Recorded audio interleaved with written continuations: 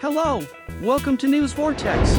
Are IDAs a game changer or a game prolonger? Rear Admiral Gökçen Fırat, head of defense planning and project management at the Turkish Naval Forces, wrote an article on the subject. Wars have always been the best laboratory environments for the emergence of new tactics and techniques. In particular, it is important to remember that most of the tactical and technological capabilities we have achieved today are based on the experiences gained in World War II, and that it was the starting point of doctrines and approaches that remain valid even today, especially in the field of anti-submarine warfare. Under peacetime conditions, developments and innovations in the field of defense industry emerge when the systems developed in line with technological advances reach a certain maturity and are put into service of the navies that will use these systems, and continue to progress in the cycle of systems and countermeasures within the cycle of technological development. Within the development of these systems, the involvement of soldiers in this cycle is limited in armies/navies that do not have the notion and knowledge of engineering within their corporate culture, and is only possible to the extent that they can adapt their operational concepts to the development of technology. However, the high rate of technological advancement in today's world may cause soldiers to focus on the short term instead of the medium-long term required by the classical conceptual understanding,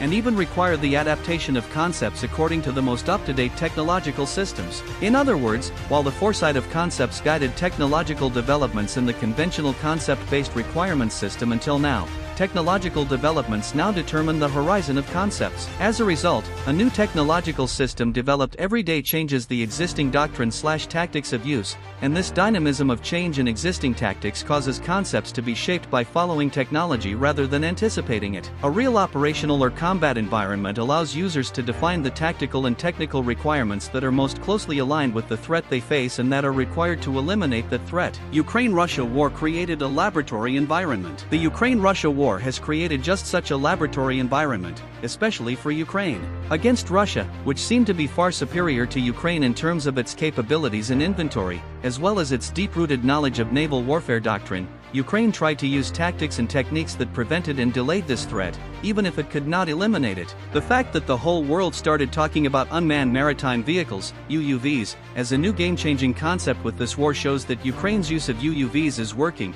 at least for the time being. By proving itself in front of the eyes of the whole world and with concrete results on the Russian Navy, Ukraine has begun to question where naval warfare will evolve. Undoubtedly, however, the success of IDAs in the Ukraine-Russia war is also due to the support provided in the areas of command and control and intelligence. Although AUSVs pose a threat to conventional surface platforms and even influence deployments at the strategic level due to their cheap and simple operating principles and asymmetric effects, how long will their game-changing effect on naval warfare last? In fact, IDAs are a hybrid structure that can represent most of the basic principles of warfare: target, attack, center of gravity, force conservation, maneuver, safety, dominance, simplicity, flexibility, interoperability. In other words, it is both a platform, a weapon, and an attack tactic. As long as the countermeasure against it is not cheaper and simpler than it, it will remain important. However, it is obvious that IDAs cannot be successful without command and control capability and intelligence support. It poses a threat to conventional surface platforms. Although AUSVs pose a threat to conventional surface platforms and even influence deployments at the strategic level due to their cheap and simple operating principles and asymmetric effects,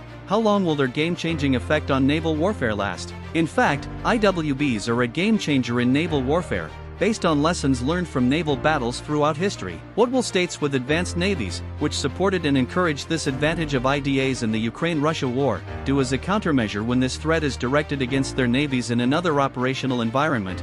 Or will they make efforts to establish sanctions to legally limit it? In fact, considering the low cost, simplicity and ease of access/construction/use of IDAs by non-state actors, it is questionable to what extent such a sanction would be useful in terms of the law of the sea. On the other hand, considering that the currently frozen conflict areas in many parts of the world will come to light in the near future, that today's conflicts will not end with the war with decisive results approach that brings results to be achieved in a short time in the operational environment, and that attrition strategies will come to the fore, IDAs will play one of the other roles in this attrition strategy. In this context, although IDAs are not a decisive factor in a conventional war, they will be used more effectively in conflicts/wars that are geographically limited, where surface units are squeezed into a narrow area, in other words, in limited operational areas. In today's security environment, it is as if conflicts have become the usual little cogs that maintain the world order. In other words, when the conflict in a region ends, the objectives for which the conflict was fought have not been achieved for either side. This makes the world, including the conflicting parties, prefer the continuation of the conflict routine because of the uncertainty after the conflict ends. In such a vicious circle of conflict, CAAs will not cause the stronger side to withdraw from the conflict while maintaining the morale and strength of the weaker side. In other words, it will not change the game,